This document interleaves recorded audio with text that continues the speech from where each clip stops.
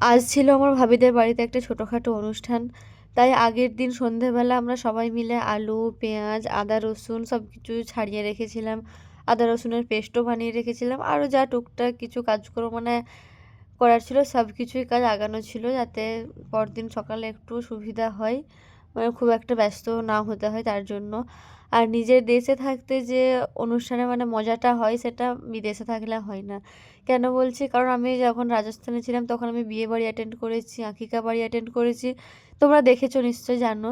কিন্তু সেই মজাটা হয়নি যেটা এই সামান্য ঘরোয়া অনুষ্ঠানে মজাটা হয়েছে।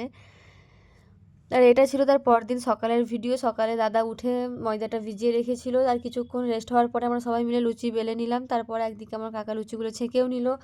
তারপরে সবাইকে খাওয়ানোর পর আমরা খেতে বসে গিয়েছিলাম। মেনুতে ছিল লুচি, ঘুগনি আর মিহিদানা। আর যেহেতু আমার আম্মাজান যায় না তার জন্য তাকে আলাদা দিয়ে দিয়েছিল বাড়িতে।